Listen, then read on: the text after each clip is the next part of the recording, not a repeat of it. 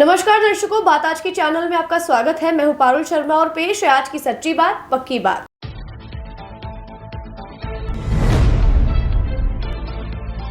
गायत्री परिवार की पुष्कर अरण्य तीर्थ यात्रा का हुआ शुभारंभ। मार्ग में आने वाले गांवों में होंगे धार्मिक कार्यक्रम।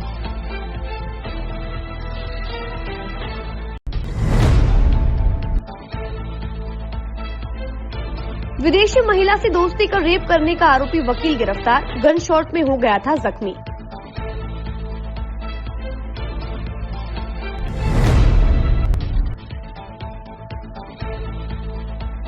पुष्कर सरोवर में लगातार मर रही मछलियों को लेकर पंडितों में रोष। गुस्साए पंडित पहुंचे अजमेर।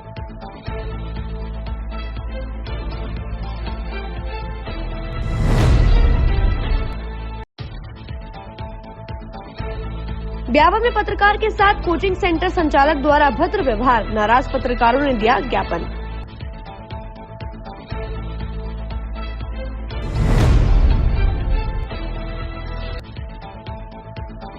इंडिया गठबंधन द्वारा जिला कलेक्टर को दिया गया ज्ञापन। केजरीवाल को रिहा करने की उठाई मांग।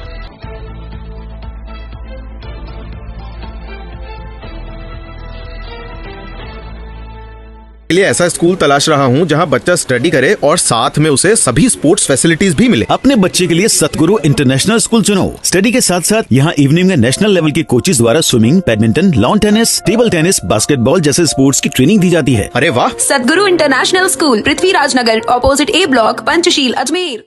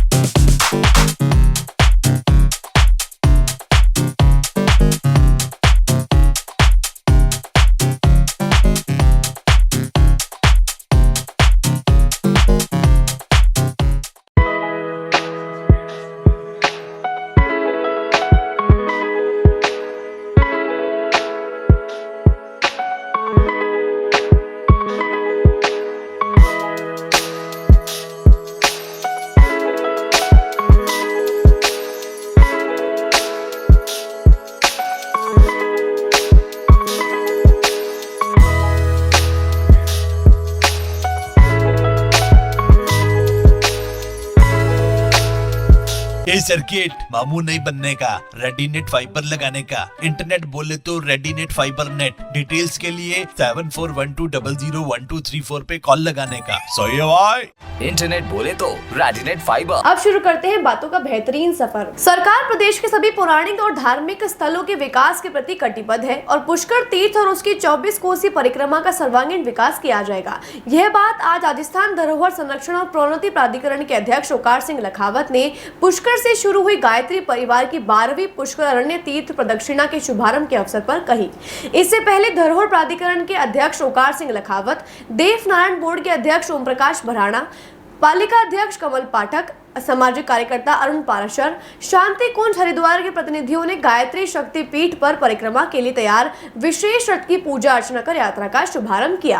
पंडित कैलाशनाथ दादीश ने वैदिक मंत्रोच्चार के साथ रथ की पूजा अर्चना करवाई। अखिल विश्व गायत्री परिवार की 5 दिवसीय द्वादश 24 कोसीय पद यात्रा व 84 कोसीय रथ यात्रा में बड़ी संख्या में महिला और पुरुष शामिल हुए।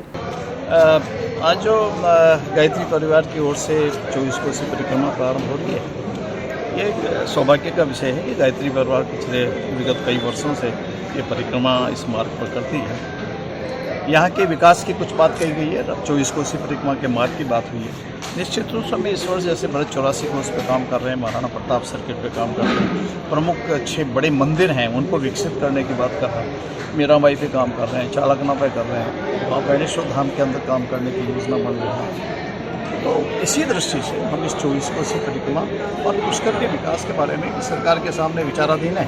हम निश्चित रूप से समयबद्ध रूप से इसके विकास के प्रति कटिबद्ध भी हैं और इस काम को पूरा करते हैं। ये जो मछलियाँ मरने वाली जो शिकायत आई है, निश्चित रूप से मैं आज प्रशासन से आज ही बात करता हूँ। चेयरमैन साहब को मैंने कहा है कि इसके बारे में एक साइंटिफिक कारण पता लगा, लेकिन कारण क्या है और उसको निदान किया है। बार बार सरकार पे उंगलियां उठाती सर के साथ सरकार प्रयास नहीं कर रही है। अब आपने मुझे 9:30 बजे कहा है, मैं 10:30 तक बात करूँगा। अखिल विश्व गायत्री परिवार शांति कुंज हरिद्वार के तत्वावधान में विगत 11 साल से ये यात्रा निरंतर जारी है। इसका उद्देश्य है तीर्थ जागरण अभियान। पुष्कर तीर्थ की जो गरिमा है उसको पुनर्स्थापित और तीर्थ जागरण अभियान के अंतर्गत 11 साल से गायत्री परिवार इस परिक्रमा का आयोजन करता आ रहा है। ये द्वादश परिक्रमा है जो 24 कोस 84 कोस 2 चक्रों में निकलती है और तीसरे चक्र में हमारी टोलियां हैं जो आसपास के सभी गांवों के अंदर यज्ञ का आयोजन करती हुई जाएंगी और जितने भी शिवालय हैं उनके ऊपर अभिषेक किया जाएगा। इस बार 12वीं परिक्रमा होने की वजह से द्वादश शिवालयों के ऊपर अभिषेक का कार्यक्रम रखा गया है, रुद्र यज्ञ का कार्यक्रम रखा गया है। इस कार्यक्रम की शुरुआत आज विधिवत 31 जुलाई 2024 को हुई है, जिसकी कार्यक्रम की अध्यक्षता जो श्री ओम प्रकाश जी बडाना साहब और श्री ओंकार जी लखावत साहब ने की है। और इस कार्यक्रम की रूपरेखा 5 दिन की है। प्रथम दिन यात्रा यहाँ से शुरू होके और मोतीसर होते हुए रात्रि विश्राम जो है नांद गांव में होगा, जो प्राकट्य स्थल है माता गायत्री का। और कल की यात्रा वहां से शुरू होगी और उसके बाद कड़ेल हमारा पड़ाव रहेगा, थांवला। तीसरे दिन का पड़ाव जो है कड़ेल रहेगा और चौथे दिन का पड़ाव रुद्र पुष्कर रहेगा। 5वें दिन ये परिक्रमा का जो है समापन होगा। सभी तीर्थ जितने भी हैं पुष्कर अरण्य में उनसे जल इकट्ठा किया जाएगा 84 कोस से, और उस जल कुंभ से आदरणीय विधानसभा अध्यक्ष श्री वासुदेव नानी जी के कर कमलों के द्वारा, जिसमें हमारे जलदाय मंत्री जो हैं कैबिनेट मिनिस्टर सुरेश जी रावत साहब भी उपस्थित रहेंगे, सपत्नीक उनके द्वारा ब्रह्म सरोवर का अभिषेक उस जल से करके और इस यात्रा की समाप्ति होगी। और अगले साल के जो संकल्पों के साथ पूरे साल सरकार के साथ और समाज सेवक सामाजिक संगठनों के साथ गायत्री परिवार काम करके इस तीर्थ जागरण अभियान को और गति देने का प्रयास करेंगे। फेसबुक पर यूएसए की 45 साल की तलाकशुदा महिला से दोस्ती कर शादी का झांसा देकर रेप करने के आरोपी वकील को सिविल लाइन थाना पुलिस ने आज गिरफ्तार कर लिया है। आरोपी वकील मानव सिंह राठौड़ गन शॉट में घायल हो गया था और जवाहरलाल नेहरू हॉस्पिटल में भर्ती था। छुट्टी मिलने पर आज उसे गिरफ्तार कर लिया गया है, जिसे गिरफ्तार कर मामले की जाँच जारी है। सिविल लाइन थाने में एक विदेशी महिला ने मानव राठौड़ के खिलाफ में FIR दर्ज कराई थी। उसी सिलसिले में मानव राठौड़ गन शॉट की घटना में इंजर्ड होके यहाँ JLN में ऑर्थोपेडिक वार्ड में भर्ती था।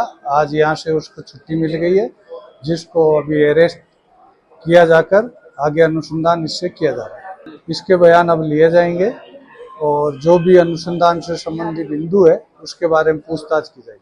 कोर्ट पहले अनुसंधान करते हैं, उसके बाद तय किया जाएगा कि आज पेश करना है या कल करना है। वहीं दूसरी ओर मानव सिंह राठौड़ का कहना है कि महिला द्वारा उन्हें झूठे मुकदमे में फंसाया जा रहा है। उन्होंने कहा कि महिला के साथ उनके द्वारा शारीरिक संबंध नहीं बनाए गए हैं, साथ ही महिला से पैसे भी नहीं मांगे गए हैं। मानव का कहना है कि पुलिस अपनी कार्यवाही कर रही है, परंतु वे निर्दोष हैं और ये साबित हो जाएगा। केवल वहाँ पर मेरे को झूठा फंसाने के उद्देश्य से ये महिला यहाँ पे साजिश पूर्वक अजमेर आई। मेरी तो मन में ऐसी किसी प्रकार की भी कोई इच्छा नहीं थी, ना कोई मेरे मन में कुछ था कि भाई मैं कोई इसको ब्लैकमेल करूं या मैं इससे कोई पैसे लूं या मैं इससे किसी प्रकार की कोई भी हेल्प लूं। स्वयं ही आई और बोला भाई मैं हिंदुस्तान से प्रभावित हूँ और घूमना चाहती हूँ। ठीक है, मैंने कहा आप आ जाओ। मैंने इनको संबंधित जो इन्होंने कहा भाई मेरे को अजमेर में घूमना है, तो मैंने इनको होटल का नाम बता दिया वहाँ जाके आप ठहर जाओ। वहाँ जाके ये ठहर गए और बाकी मैं ज़्यादा इनसे इतना कोई संपर्क में रहता भी नहीं था। ठीक है, ये कहीं जाती आती थी, बता देती थी भाई मैं इधर घूमने जा रही हूँ, आ रही हूँ। बाकी कोई पेमेंट का भी कोई लेन देन का और बाकी जो भी ये आरोप लगा रही है केवल झूठे हैं और केवल फंसाने के उद्देश्य से रखा है। बाकी और जो सीसीटीवी वगैरह में भी आ रहे हो आप होटल में, उसके साथ कमरे में जाते हुए करते हुए, वो कभी कभार जैसे मुझे बुलाती थी कि मेरे को ये चीज़ की आवश्यकता है, आप मेरी ये मदद कर दो, मेरे लिए सब्जी ला दो या मेरे लिए कुछ सामान ला दो, तो मैं उसको ले जाके दे देता था। भाई ठीक है, एक इंसानियत के नाते अपन जो किसी की मदद कर सके जो मदद कर देते हैं, बस जा कर के यही। और उसके अलावा मैं कभी इसके साथ कहीं ठहरा नहीं, ना मैं उसके साथ कभी रहा। केवल जो उसने कहा कि भाई छोटा मोटा अपन हेल्प चाहिए मुझे, कि भाई मैं यहाँ कुछ जानती नहीं हूँ, तो मेरे को साग सब्जी ला के दे दो, तो मैं उनको आपके अकाउंट में जहाँ तक वो 4 लाख रुपए ट्रांसफर करने की बात कर रही है, केवल झूठी बातें हैं। कोई भी ट्रांजैक्शन नहीं है, सिर्फ और सिर्फ झूठ की बातें लेकर के वो यहाँ आई हैं। मेरे को समझ में नहीं आ रहा है कि उनके उद्देश्य क्या था वहाँ से यूएसए यहाँ आकर के और किसी हिंदू को फंसा के और किसी इंसान को टारगेट करना। ये मेरे को कितने समय से संपर्क में थे और शादी का झांसा देकर क्या शारीरिक संबंध भी बनाया था? किसी प्रकार का कोई संबंध नहीं बनाया, ना ही मैंने किसी प्रकार की कोई शादी वादी करी। ये केवल झूठे आरोप मेरे पे घटित करते हैं कि भाई आप शादी का आरोप लगा रही है और दूसरे अन्य जो आरोप लगा रही है।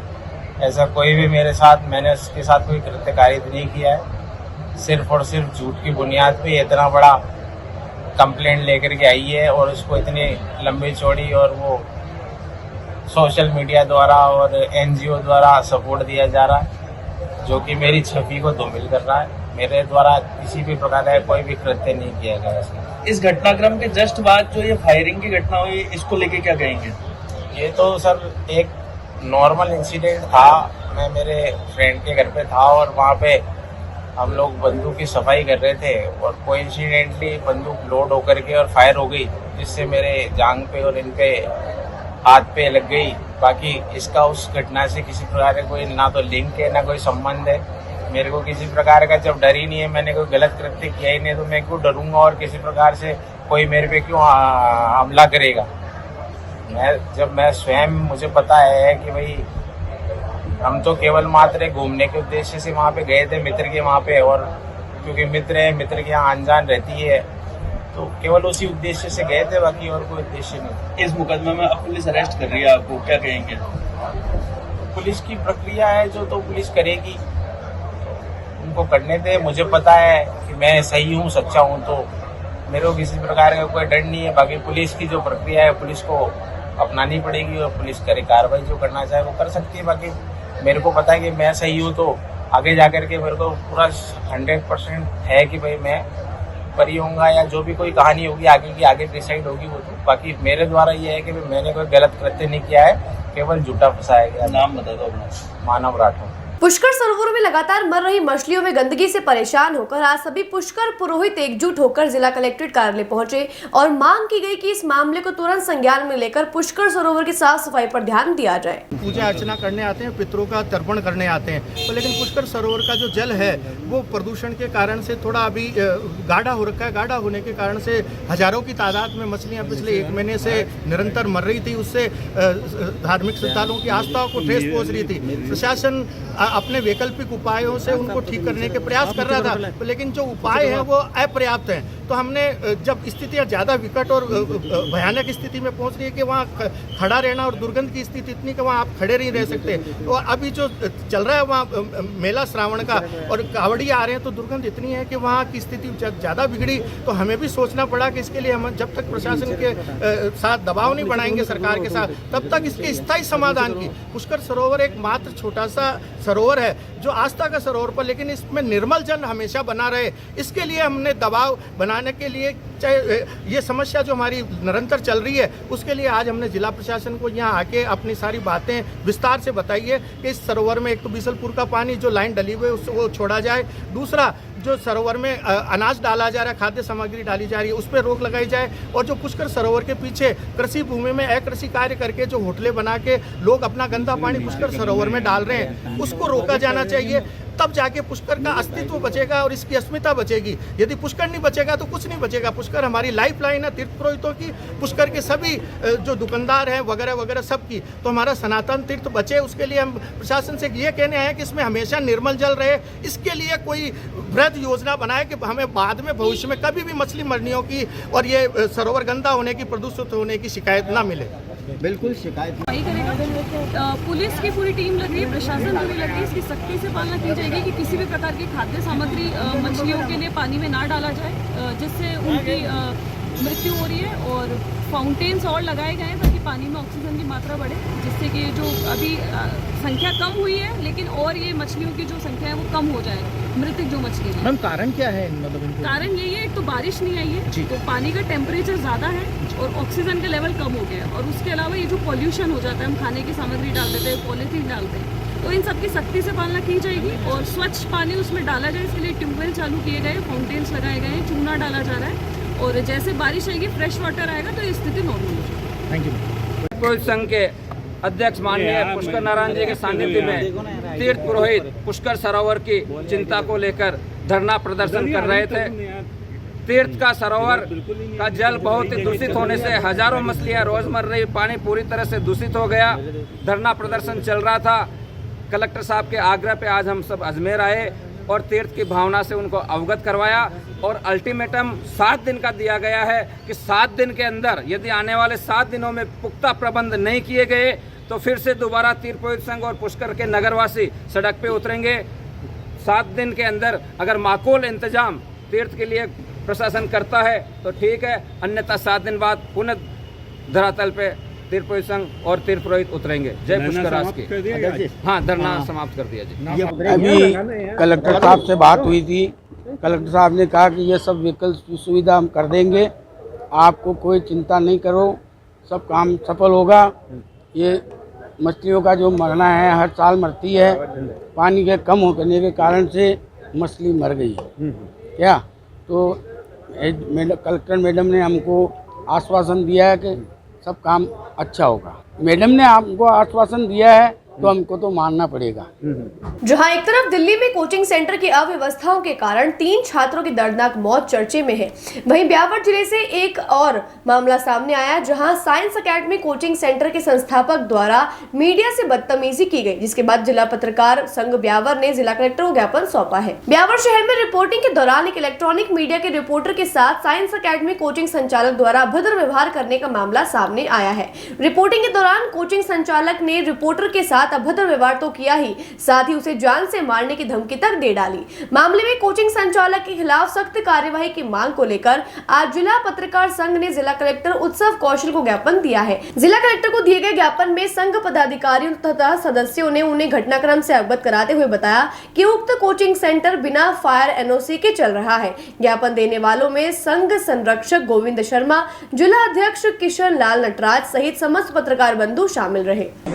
दिल्ली में बेसमेंट के अंदर जो कोचिंग संस्थान संचालित है उनको लेकर जो हादसा हुआ उसके तहत ब्यावर में भी ऐसे कुछ स्थानों पर कोचिंग संस्थान संचालित है, जिसको लेकर हमारे साथी इंडिया न्यूज़ के रिपोर्टर सौरभ माथुर मंगलवार को कवरेज के लिए गए थे। कॉलेज रोड जय मंदिर सिनेमा के पास संचालित साइंस एकेडमी की ओर से बेसमेंट में क्लासें लगाई जा रही थी।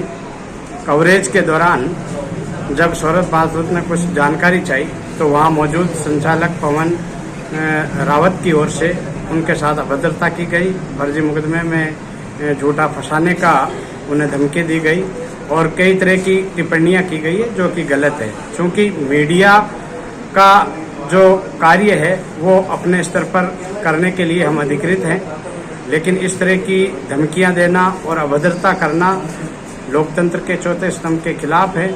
हमने आज इस मामले को लेकर कलेक्टर साहब को ज्ञापन दिया और मांग की है, चूंकि जिस भवन में ये कोचिंग संस्थान संचालित हो रहा है वो भी अवैध और नियम विरुद्ध है।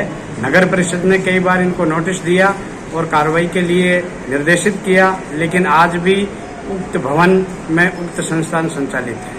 अजमेर में आज इंडिया गठबंधन द्वारा अरविंद केजरीवाल की गिरफ्तारी के खिलाफ जिला कलेक्टर को राष्ट्रपति के नाम ज्ञापन सौंपा गया और उनकी रिहाई की मांग की गई। कांग्रेस शहर अध्यक्ष विजय जैन ने कहा कि वर्तमान सरकार द्वारा संवैधानिक संस्थानों का दुरुपयोग कर लोकतंत्र की हत्या की जा रही है। उन्होंने कहा कि केजरीवाल की गिरफ्तारी बिल्कुल असंवैधानिक है, जिसे लेकर इंडिया गठबंधन में रोष व्याप्त है। आज इसी गिरफ्तारी के खिलाफ इंडिया गठबंधन की प्रमुख पार्टियां जैसे कांग्रेस, CPIM और आम आदमी पार्टी के कार्यकर्ताओं द्वारा अजमेर जिला कलेक्ट्रेट को ज्ञापन सौंपा गया और केजरीवाल की तबीयत के मद्देनजर रखते हुए उन्हें शीघ्र रिहा करने की मांग की गई। एक डरा हुआ तानाशाह विश्व के सबसे बड़े जनतंत्र में जो संवैधानिक हमारी संस्थाएं हैं उनको काबू में करके, उनका दुरुपयोग करके जो विपक्षी पार्टी के लोग हैं उन पर दबाव बनाने का प्रयास कर रहे हैं कि जो वो करते हैं उन्हीं को सही माना जाए।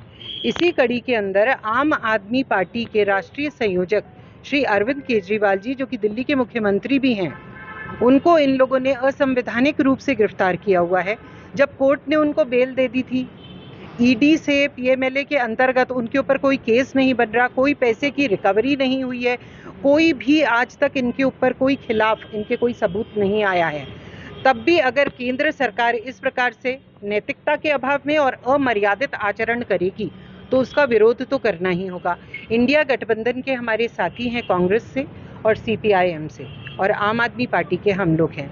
आज यही एक ज्ञापन माननीय राष्ट्रपति महोदया को देने आए थे कि जब उनके खिलाफ कोई सबूत नहीं है और जब अरविंद केजरीवाल जी बीमार हैं तो उनका जो है उनको रिहा करा जाना चाहिए। संवैधानिक जो हमारे जो एजेंसीज हैं उनका दुरुपयोग बंद किया जाना चाहिए और केंद्र सरकार को इस प्रकार से किसी भी कदम उठाने से रोकना चाहिए जिससे लोकतंत्र की हत्या।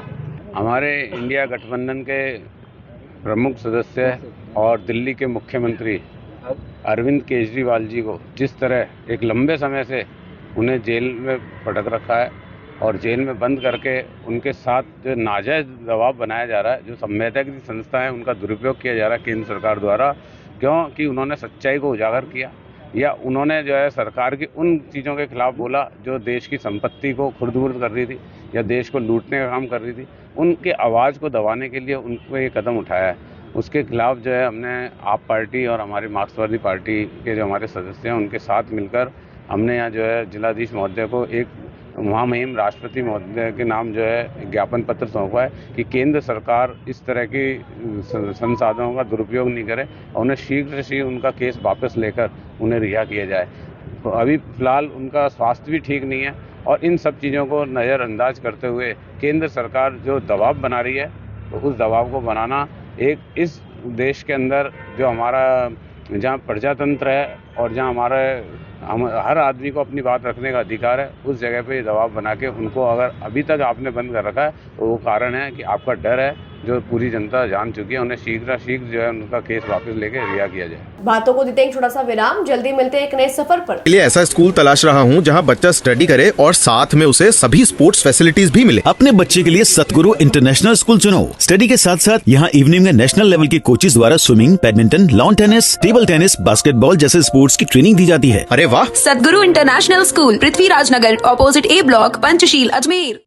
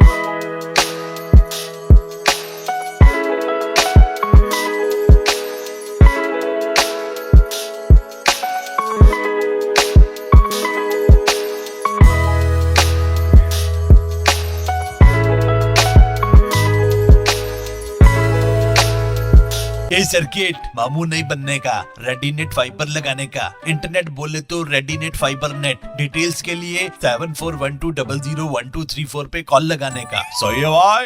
इंटरनेट बोले तो रेडीनेट फाइबर। एक बार फिर आपका स्वागत है। आइए चलते हैं एक नए सफर पर। राजस्थान परिवहन निगम केंद्रीय कार्यशाला के कर्मचारियों द्वारा पिछले 2 दिनों से 2 घंटे की टूल डाउन हड़ताल चल रही थी, जिसे आज 2 घंटे से बढ़ाकर 4 घंटे कर दिया गया है। जानकारी के अनुसार कर्मचारियों को पिछले कई माह से सही समय पर वेतन नहीं दिया जा रहा है, जिसके कारण उन्हें काफी परेशानियों का सामना करना पड़ रहा है। इससे पहले भी कर्मचारियों द्वारा ज्ञापन दिया गया था, लेकिन अब तक कोई कार्यवाही नहीं की गई है और न ही पिछले 2 दिनों से उन्हें मुख्य प्रबंधक या निगम प्रशासन द्वारा किसी प्रकार का आश्वासन दिया गया है। उन्होंने चेतावनी देते हुए कहा कि यदि उनका जून जुलाई का वेतन 1 हफ्ते के भीतर नहीं दिया जाता है तो वह कार्य का पूर्ण रूप से बहिष्कार करेंगे, जिसकी समस्त जिम्मेदारी निगम प्रशासन की होगी। यहाँ पर बच्चों की फीस वगैरह कहाँ से भरे, ना कोई दूध वाले को पैसा दे सकते हैं, ना कोई परचूनी का सामान ला सकते हैं और बहुत समस्या है।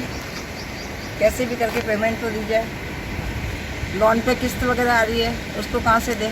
का टूल डाउन किया जा रहा है, लेकिन उसके बावजूद भी अभी तक किसी ने आकर ना तो किसी प्रकार का कोई आश्वासन दिया है, न किसी प्रकार की कोई ये खबर आई है कि हाँ वेतन इस तारीख को मिल जाएगा। राजस्थान महिला कल्याण मंडल के 50वें स्थापना दिवस के अवसर पर निशुल्क ऑक्यूपेशनल स्पीच, फिजियो व साइकोथेरेपी का चिकित्सा परामर्श शिविर का आयोजन किया गया। इस शिविर में विकलांग व हाइपर एक्टिव बच्चों को निःशुल्क परामर्श व इलाज दिया गया। इस शिविर का उद्घाटन मेडिकल कॉलेज प्राचार्य डॉक्टर अनिल सामरिया ने किया। इस शिविर में काफी माता पिता अपने बच्चे के स्वास्थ्य के लाभ के लिए पहुंचे। राजस्थान महिला कल्याण मंडल संस्था के द्वारा संस्था की 50वीं गोल्डन जुबली के वर्ष के उपलक्ष्य में ये परामर्श कैंप आयोजित किया गया, जिसमें ऑक्यूपेशनल थेरेपी है, स्पीच थेरेपी है, फिजियोथेरेपी है। ये इस तरह की सर्विसेज हम लोग इस कैंप में उपलब्ध करवाएंगे। इसके लिए हम लोगों ने दिल्ली से विशेषज्ञ के रूप में डॉक्टर कुमू शर्मा को आमंत्रित किया है, जो ऑक्यूपेशनल थेरेपिस्ट है, दिल्ली की जानी मानी। वो अपनी यहाँ सेवाएँ देगी। तो यहाँ पे आज इसका इनॉग्रेशन हुआ है, जिसमें जेएनएम हॉस्पिटल के अधीक्षक श्री अनिल जी और प्रिंसिपल सर डॉक्टर अनिल सामरिया जी ने आज इसका उद्घाटन किया है। सर आज कितने रजिस्ट्रेशन हो चुके अब तक? अभी तक लगभग 55 के आसपास रजिस्ट्रेशन हो चुके हैं और थ्रू क्योंकि ये 3 बजे तक कैंप रहेगा, तो लगभग 250 के आसपास पेरेंट्स हम लोगों ने आमंत्रित। सर इस कैंप में किस प्रकार की सुविधाएं मिलेगी विकलांगों को? यहाँ पर जो है जैसे स्पीच थेरेपिस्ट है, फिजियोथेरेपिस्ट है, ऑक्यूपेशनल थेरेपिस्ट है, तो ये जो बच्चे ADHD के हाइपर एक्टिव बच्चे हैं, उन बच्चों को ये डॉक्टर्स देख के उनको परामर्श देंगे कि उनको आगे भविष्य में किस तरह की उनको थेरेपी लेनी चाहिए और किस तरह को उनको अपने बच्चों को देखभाल कैसे करनी है, ताकि उनकी हाइपर एक्टिविटी को कम किया जा सके, उनकी जो मोबिलिटी है उसको इंक्रीज किया जा सके। इसको लेकर उनको परामर्श दिया जाएगा पेरेंट्स को। और क्योंकि ये हर 3 महीने में हम लोग ये कैंप आयोजित करते हैं, तो जो पेरेंट्स यहाँ पर आ रहे हैं अपने बच्चों को लेकर, उनको हर 3 महीने में उनका फॉलोअप होगा, ताकि उनको फॉलोअप सर्विस भी हम लोग उपलब्ध करवा पाए संस्था के माध्यम से। सर ये कैंप जो लगा हुआ है निःशुल्क है? जी बिल्कुल निःशुल्क है। के प्रांगण में डॉक्टर अरविंद खरे जी, डॉक्टर कुलदीप शर्मा जी, डॉक्टर अमित यादव जी का बहुत बहुत स्वागत है।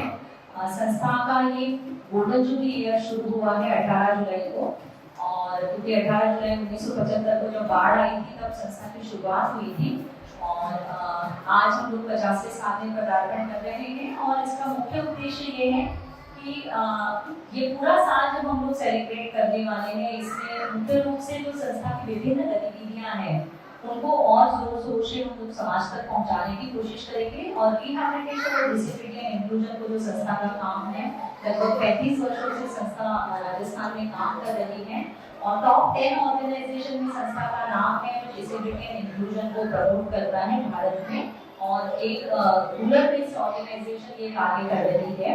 आज का जो कैंप है वो मुख्य रूप से occupational therapy, speech therapy, physiotherapy और साइकोलॉजिकल असेसमेंट की सुविधाएं आज हम इस काम के माध्यम से दे रहे हैं। अजमेर के जो पर्सन विद डिसेबिलिटीज हैं, जो बच्चे हैं, मुख्य रूप से छोटे बच्चे 0 to 6 इयर्स के बच्चे, क्योंकि 0 to 6 इयर्स एक ऐसा अर्ली इंटरवेंशन पीरियड होता है जहाँ हम जितना ज्यादा स्टिमुलेशन बच्चों को देंगे उनमें इम्पैक्ट ऑफ डिसेबिलिटी मिनिमाइज होगा और बच्चों के विकास का स्तर जो है वो बढ़ेगा। अजमेर में एक निर्माणाधीन बिल्डिंग से 2 लाख के एसी, कॉपर वायर व अन्य सामान चुराने का मामला सामने आया है। बता दें कि पास ही में लगे सीसीटीवी देखने पर पता चला कि 2 युवकों ने रात के समय वारदात को अंजाम दिया है, जिसके बाद निर्माणाधीन मकान के मालिक ने गंज थाना पुलिस को इस मामले की शिकायत दी है। पुलिस ने सीसीटीवी के आधार पर चोरों की तलाश शुरू कर दी है। मेन रोड जो श्रीमेट से होता हुआ फायसागर की तरफ जाते हैं ना, ये अपने टेलीफोन एक्सचेंज चौराया, तो गोकुल धाम सोसाइटी के सामने अपनी बिल्डिंग का काम है, 5 मंजिल की इमारत है सर। तो परसों शाम को कोई 2 अज्ञात व्यक्ति आए थे, उन्होंने ऊपर से चढ़ गए बल्ली से और यहाँ से अपन एसी की कॉपर वायर लेकर गए। वो हमारे क्या काम करने वाले जो फोर्सलिंग वाले आए बंदे, उन्होंने तो लॉक खोला, लॉक खोलने के बाद में सूचना मिली कि यार यहाँ से एसी की वायर चोरी हो गई। तो मैं आया, मेरे सेठ जी भी आए हैं, नवीन जी चौधरी, दिनेश जी और अनु जी पुरोहित। हम आके सब यहाँ देखा, आगे एसी के कॉपर वायर सारे यहाँ से चोरी करके लेकर गए थे। हमारा सर नीचे सीसीटीवी कैमरा भी लगा हुआ है, हमने वहाँ से उनका वीडियो रिकॉर्डिंग भी लिया, फुटेज भी ली। 2 अज्ञात व्यक्ति थे और करीब 11:36 पे ऊपर चढ़े बिल्डिंग में और लगभग 2 बजे बाहर निकले रात को, परसों रात की बात है सर जी। लगभग कितने का नुकसान मानते हैं सर? लगभग अपने 2.5 लाख का नुकसान है, हमारे पास इसका बिल भी है सर जी। 3 फ्लोर की एसी की वायरिंग। ये बिल्डिंग कहाँ पे है, किस नाम से बिल्डिंग है भैया? सर ये बिल्डिंग अपने सिनीवर्ड से आते हैं तो गोकुलधाम सोसाइटी का गेट है ना मेन, उसके सामने ही अपनी 5 मंजिला इमारत है जी। अंडर कंस्ट्रक्शन चल रहा है सर, अभी नाम इसका चूज नहीं करा। शिकायत दर्ज करा दी सर? शिकायत दर्ज करा दी हमने। कौन से थाने? गंज थाने में। ठीक, पुलिस आ गई थी? पुलिस आ गई सर, मौका मुआयना करके चली गई, सीसीटीवी फुटेज भी लेकर गई है, कार्रवाई चल रही है सर। ठीक, आपका नाम? मेरा नाम मोहम्मद यूसुफ है सर। आप ठेकेदार हैं? हम ठेकेदार हैं। ठीक सर। जिस पवित्र सरोवर में मरे हुए लोगों की अस्थियां प्रवाहित कर उनके मोक्ष की प्रार्थना की जाती है, उसी पवित्र सरोवर की हालत पुष्कर प्रशासन और नगर पालिका द्वारा इतनी खराब कर दी गई है कि आए दिन वहां मछलियां अपने प्राण त्याग रही हैं, जिसके कारण सरोवर अपवित्र होता जा रहा है। लेकिन तीर्थ पुरोहित संघ द्वारा प्रयास लगातार जारी है। आज संघ ने ब्रह्मा मंदिर पर धरना प्रदर्शन कर अपना रोष व्यक्त किया और प्रशासन से जल्दी कार्यवाही करने की मांग की। उन्होंने चेतावनी दी है कि यदि इस पर जल्दी कार्यवाही नहीं की जाती है तो वे अनिश्चित काल तक ब्रह्मा जी के मंदिर के साथ साथ पुष्कर भी बंद करेंगे। पुष्कराज जी के अंदर जो मछलियाँ मर रही है और इसके कारण जो पानी दूषित हो रहा है, जो छलांग मार रहा है पुष्कराज का पानी जल दूषित होकर पूरा बदबू मार रहा, पूरा वातावरण दूषित हो गया है। इसके लिए हमने आज धरना दिया है यहाँ पे और ब्रह्मा मंदिर को जो नीचे धरना दिया है, तो हमारी ये मांग है कि इसकी जांच होनी चाहिए, मछलियाँ क्यों मर रही है और जो इसके कारण है उस पर कार्य होना चाहिए। जिससे नहरों से गंदा दूषित पदार्थ जो आ रहा है, इन होटलों का जो दूषित पदार्थ जो ये डालते हैं, जो नहरों बारिश के द्वारा बहकर सरोवर में आता है, उससे ये ऑक्सीजन लेवल कम हो गया और उससे ये मछलियाँ मर रही है। इसके लिए प्रशासन और नगर पालिका से हमारी ये मांग है कि इसके ऊपर कार्रवाई होनी चाहिए। जो पुलिया के पीछे जो अवैध होटलें हैं, जो उनका स्विमिंग पूल का पानी जो खाली होते हैं, जब उसको धोते हैं, जब वो पुष्कराज की नहरों में डाल देते हैं, उससे पुष्कर का पानी दूषित हो रहा है। ये हमारी मांग है प्रमुखता से। तीर्थ पुरोहित संघ ट्रस्ट के नेतृत्व में आज के 15 दिन पूर्व एसडीएम साहब को ये लेटर पैड में लिख के दिया था। तो पुष्कर में हजारों संख्या में मछलियां मर रही है और 52 घाट में साफ सफाई बिल्कुल नहीं है और पुष्कराज का जल दूषित हो जा रहा है, लेकिन उसके बाद भी कोई उचित कार्रवाई नहीं हुई। आज ये व्यवस्था है कि रोज 2 से 4 से 5 हजार मछलियां रोज मर रही है और 52 घाट बदबू मार रहे हैं और 52 घाट सड़े हुए हैं, गंदगी चारों तरफ फैली हुई है। तो हमारी ये मांग है कलेक्टर महोदय आके हमारे से बात करे, उसके बाद में हम धरने से उठेंगे। ये हमारा धरना अनिश्चित कार्य तक है, जब तक मंदिर बंद रहेगा हम यहीं पे रहेंगे, जब तक कलेक्टर साहब हमारे से बातचीत नहीं करेंगे आके, जब तक हम यहीं पे बैठे रहेंगे। बदबू से मर रहा है और यात्री आ रहे हैं और यात्री हमारे को कह रहे हैं ये ब्राह्मण लोग ये क्या कर रहे हो, आप ब्राह्मण नींद में सो रहे हो। अरे हमने एडीएम साहब को 15 दिन पहले ज्ञापन दिया था, उसका कोई भी जवाब हमको संतुष्ट पूर्वक कार्य नहीं हुआ है। हम कलेक्टर आएंगे तभी हम यारी पब्लिक ये ब्राह्मण लोग उठेंगे। कि तीर्थ यात्रियों को आचमन कराना, मंदिरों में पुष्कर तीर्थ सरोवर के जल से भगवान को स्नान कराना हमारे लिए मुश्किल हो गया है। करोड़ों हिंदुओं की आस्था इस स्थिति में आहत हो रही है। तीर्थ पुरोहित संघ ट्रस्ट के एक शिष्टमंडल ने लिखित में उपखंड प्रशासन को जिलाधीश महोदय के नाम अवगत कराया था, लेकिन दिक्कत है कि प्रशासन हिंदुओं की आस्था के साथ जागरूक नहीं है, हिंदुओं की आस्था के साथ निरंतर खिलवाड़ होता हुआ मूक दर्शक की भांति देख रहा है। तीर्थ पुरोहितों ने आज तीर्थ पुरोहित संघ के सानिध्य में धरना देके आपके माध्यम से ये तीर्थ पुरोहित 36 कौम की तरफ से यह आवाज पहुंचाना चाहते हैं कि अगर आज सरकार की जिला प्रतिनिधि कलेक्टर महोदय पुष्कर आकर इस बारे में निश्चित तौर पे कोई आश्वासन नहीं देती है, कार्रवाई नहीं करती है, तो ब्रह्मा मंदिर और पुष्कर तीर्थ को अनिश्चित काल के लिए 36 कौम के सहयोग से बंद रखा जाएगा। बातों को देते हैं एक छोटा सा विराम, जल्दी मिलते हैं एक नए सफर पर। के लिए ऐसा स्कूल तलाश रहा हूँ जहाँ बच्चा स्टडी करे और साथ में उसे सभी स्पोर्ट्स फैसिलिटीज भी मिले। अपने बच्चे के लिए सतगुरु इंटरनेशनल स्कूल चुनो। स्टडी के साथ साथ यहाँ इवनिंग में नेशनल लेवल के कोचेज द्वारा swimming, badminton, lawn tennis, table tennis, basketball जैसे स्पोर्ट्स की ट्रेनिंग दी जाती है। अरे वाह! सतगुरु इंटरनेशनल स्कूल, पृथ्वीराज नगर, ऑपोजिट ए ब्लॉक, पंचशील, अजमेर।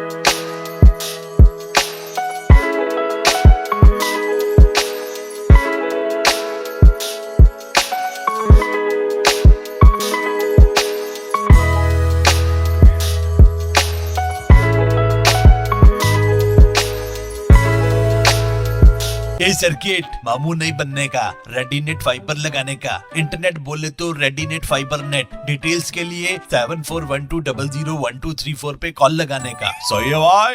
इंटरनेट बोले तो रेडीनेट फाइबर। एक बार फिर आपका स्वागत है। आइए चलते हैं एक नए सफर पर। रामगंज डीएवी कॉलेज के सामने लगने वाले ठेले के ठेले चालक आज अपनी मांगों को लेकर नगर निगम कार्यालय पहुंचे। उनकी मांग है कि लंबे समय से वे सभी लोग डीएवी कॉलेज के बाहर ठेला लगा रहे हैं, परंतु नगर निगम द्वारा अब उन पर दबाव बनाकर वहां से हटाने के लिए कहा जा रहा है। सभी ठेले चालकों का कहना है कि यदि उन्हें वहां से हटाया गया तो उन्हें आर्थिक तंगी का सामना करना पड़ेगा, क्योंकि यही उनकी एकमात्र जीवन यापन का साधन है। उनकी मांग है कि नगर निगम द्वारा उन्हें वहां ठेले लगाने की अनुमति प्रदान की जाए। हाँ जी, अभी हम ठेला लगाते आए दिन, अभी माल उठा रहे, ले जा रहे, धमकी दे रहे, बोले हटा लेना। अभी हम नहीं लगाए यहाँ पे, तो हम कैसे गुजारा चलाएंगे? छोटे छोटे बच्चे, पूरे रोडेशन बिगड़ जाएगा हमारा। तो रही बात है, तो हमने लोन ले रखा, मैंने शंभू लोन खुद में भर रही हूँ, मेरे नाम से लोन चल रहा है, फिर मैं वो शंभू लोन कैसे भरूंगी? इससे अलावा तो कुछ है, अभी धंधा पानी होगा, माल लाऊंगी, बेचूंगी। आएंगे वो नगर पालिका वाले, बोले कि अभी माल ले जाओ, माल घर ले जाओ, हटाओ, वहाँ लगाना। वहाँ से हम जॉन्सगंज चौराहे में कैसे बेचूँ? मेरे छोटे छोटे बच्चे, वहाँ से मैं वहाँ तक कैसे आऊँगी? जॉन्सगंज चौराहे में आने में टाइम लगेगा। अभी वहाँ है तो ये आते, माल उठाओ या घर ले जाओ, तुम कहाँ भी बेचो, अब यहाँ से हटाओ के। तो ऐसे थोड़ी ना होता भाई। इतनी साल से मैं लगा रही हूँ, मैं खुद मैं लेडीज, हम ऐसे कर रहे हैं, तो फिर ये ऐसे करेगा तो हम गुजारा कैसे चलाएंगे? छोटे छोटे बच्चों को मैं कैसे पालूंगी? मैं कहाँ ले जाऊंगी? मेरा कहना यह है कि मैं वहाँ लगा रही हूँ, वहीं लगाऊंगी, चाहे मैं थोड़ा सा अंदर दबा के लगा लूंगी, ज़्यादा फैलावड़ा हो तो वो मेरे को बोले तो हम बोलेंगे, हम कार्रवाई मेरी मैं करूँगी। हम डीएवी कॉलेज के जस्ट बाहर ठेला लगाते हैं, हम ठेला व्यापारी संघ से हैं। कुछ टाइम पहले हमारा डीबीएन स्कूल के जस्ट बाहर हमारा ठेला लगता था जस्ट सामने की तरफ। अब वहाँ पे पुलिया बन चुकी है, इस कारण हमने थोड़ा सा डीएवी कॉलेज के बाहर लगा दिया है ठेला। क्योंकि क्या है, महापौर जी के कहने के अकॉर्डिंग हम चल रहे थे कि थोड़ा आप आगे लगा लो, थोड़े टाइम बाद जब पुलिया का काम पूरी तरह कंप्लीट हो जाए तो फिर आप अपनी जगह पे अपने वेंडिंग जोन में लगा देना। उसके बाद भी हमें बार बार परेशान किया जा रहा है नगर निगम द्वारा अथवा डीएवी कॉलेज के प्रिंसिपल द्वारा। आए दिन हमारे सामान हटवा दिए जाते हैं, परेशान किया जाता है कि यहाँ से हटाओ, जबकि हम कॉलेज के जो विद्यार्थी हैं उनकी विद्यार्थियों की सामग्री वगैरह भी रखते हैं, जो कि परीक्षा वगैरह देते हैं उनकी सामग्रियाँ भी रखते हैं। और जिस प्रकार भी हमारा को लोन मिला हुआ है नगर निगम के द्वारा, उसके अकॉर्डिंग भी हमें उसके बाद भी हमें परेशान किया जा रहा है कि हम कैसे लोन वगैरह चुकाएंगे। नगर निगम बस वही आकर के कह देते हैं कि आपकी इन एप्लीकेशन लगी हुई है कॉलेज की तरफ से, हटाओ आप हटाओ। तो ये बार बार परेशान ना किया जाए, हम यही कहना चाहते हैं। लगभग कितने ठेले वाले हैं? लगभग करीबन 40 से 50 ठेले वाले हम लोग हैं।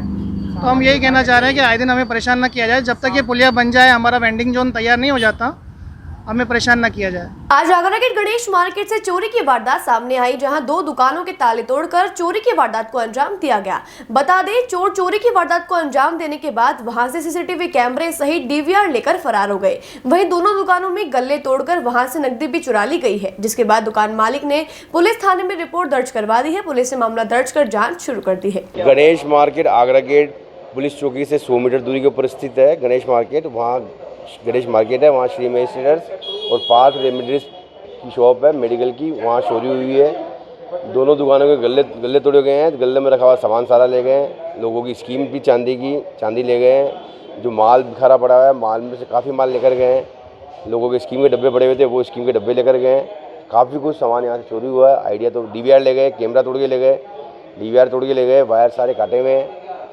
लगभग कितने का नुकसान मानते हैं? अंदाजन अभी तक तो 1.5-2 लाख रुपये का नुकसान हुआ एक दुकान में, और पड़ोस में भी 1,50,000 का नुकसान पड़ोस के अंदर हुआ है। भैया पड़ोस में चौकी है? पड़ोस में 100 मीटर दूरी पर आगरा गेट पुलिस चौकी है, बालाजी मंदिर के बिल्कुल सामने। उसके सामने गणेश मंदिर है, गणेश मंदिर के चंद कदमों में गणेश मार्केट है। आपका नाम? विष्णु नवाल नाम है। श्री महेश के नाम से नहीं, फर्स्ट टाइम ही हुआ, फर्स्ट टाइम। बिल्कुल भरा पूरा बाजार है, आराम से सब आते हैं जाते हैं, कोई तकलीफ नहीं है। खुला मार्केट है, काफ़ी जने आते हैं बाहर से। बस कैश की चोरी हुई है और एक छोटी सी स्फटिक की मूर्ति लेकर के गए बस, और एक डीवीआर चोरी हुआ। सारे कैमरे 4 कैमरे लगे हैं, चारों कैमरे तोड़ दिए हैं। लगभग कितने का नुकसान? 41,000 मेरा कैश था और एक मूर्ति थी, और बाकी जो खुले रुपए होंगे 1,000-2,000 रुपये, बस वही नुकसान हुआ है। कैमरे तोड़ दिए, मेडिसिन का काम है। Balaji enterprises Parth remedies private limited. Valmiki समाज के सफाई कर्मचारियों का विरोध आज भी जारी रहा। आपको बता दें कि विरोध प्रदर्शन का कारण सफाई कर्मचारी के पद पर अन्य जाति के लोगों को नियुक्ति देना है। उन्होंने कहा कि सरकार द्वारा अन्य जाति के लोगों को सफाई कर्मचारी के पद पर नियुक्ति देना सरासर गलत है, क्योंकि उनका काम वाल्मीकि समाज के लोगों को ही करना पड़ता है। उन्होंने कहा कि यदि उनकी नियुक्ति निरस्त नहीं की जाती है तो उनकी अनिश्चितकालीन हड़ताल जारी रहेगी और वे आम मरण अनशन पर भी बैठेंगे। तो जिस तरीके से सफाई कर्मचारी हड़ताल कर रहे हैं, हर जगह शहर में गंदगी फैलने को दिख रही है। आप नया बाजार चल जाओ, जो मेन मार्केट है मदार गेट अजमेर शहर का, उसकी हालत आप देख रहे हो, कितने कचरे के ढेर लग रहे हैं, जिससे कई व्यापारी परेशान हैं और ये नई बीमारियों को न्योता देते हैं। आपको ध्यान है, मक्खी और मच्छरों से बीमारियाँ फैल रही हैं। तो हम प्रशासन से यही अनुरोध करते हैं कि इनकी हड़ताल जल्द से जल्द ख़त्म कराएँ, ताकि मार्केट और आसपास के शहरों में सफाई का माहौल रहे। मदारगढ़ में खड़े हैं, आपके माध्यम से आपके चैनल के नजर से बताता हूँ आपको कि इतनी गंदगी हो रखी है कि लोग परेशान हो रहे हैं। आने में दुश्वार हो रहा है, जाने में दुश्वार हो रहा है, ना बैठ सकता ना कुछ चल सकता आदमी। मच्छर का इतना प्रकोप बढ़ रहा है कि जैसे बरसात आ जाएगी और ज़्यादा मच्छर हो जाएंगे। जगह जगह कचरों का ढेर लग रखा, इन्होंने आसन छुड़ा देना चाहिए, इन्होंने हड़ताल छुड़ाना बहुत जरूरी हो गया। आने तो पूरे लोग बीमार हो जाएंगे, बीमारी ज़्यादा, इससे ज़्यादा लोग बीमार हो जाएंगे। अगर बरसात आ जाएगी तो बीमारी का जान चालू हो जाएगा। हड़ताल छुड़ा देनी चाहिए। सफाई कर्मचारी बिल्कुल भी कार्य पे नहीं है मौजूदा भी, कोई कार्य पे नहीं है इस वक्त। अनिश्चित हड़ताल चल रही है लोगों की, इस वजह से कोई भी कार्य नहीं कर सकते हैं। अभी आप लोग दुकानदार कैसे काम चला रहे हैं अपना? कैसे परेशान हो रहे हैं कि मतलब मच्छरों ज़्यादा परेशान हो रहे हैं, मच्छरों ज़्यादा परेशान हो रहा है दुकानदार, गंदगी से परेशान हो रहा, ना कोई कचरा उठाने वाला, ना गाड़ी आ रही है, कुछ जगह जगह कचरों के ढेर पड़े हैं। सावन का महीना है, कावड़िए भी आ रहे हैं इधर, और कैसे लग रहा है आपको? गंदगी फैली पड़ी है, बाहर से भी आ रहा है, कावड़ी भी आ रहे हैं, हर लोग आ रहे हैं। यहाँ पुष्कर भी है, देखो स्थल भी है, तो बाहर से भी मेहमान लोग बहुत ज़्यादा आते हैं। इसकी वजह वो भी लोग देखते हैं, बोले यार ये कौन सी अजमेर की इतनी गंदगी हो रही है। वो भी परेशान है, जगह जगह ढेर लग रहे कचरों के, जो हड़ताल नहीं चाहिए। क्या चाहिए सरकार को, उनकी मांगे मान लेनी चाहिए। सरकार को उनकी मांगे 100% मान लेनी चाहिए, जो चाहे वो मांग लेना चाहिए। जो कार्य यही कर सकते हैं, दूसरा नहीं कर सकता। घरों के अंदर से कचरा बाहर नहीं आ पा रहा है, ऐसे भी नहीं आ रहा ना, घरों टू डोर सब बंद हो चुका है। डोर टू डोर गाड़ियाँ जाती थी वो बंद हो गई है, सारे टोटल बंद हो चुके हैं। अभी टू डोर कचरा वचरा सब बंद हो चुका है। आज के लिए बस इतना ही। कल फिर होगी आपसे मुलाकात, तब तक के लिए दीजिए इजाजत। नमस्कार।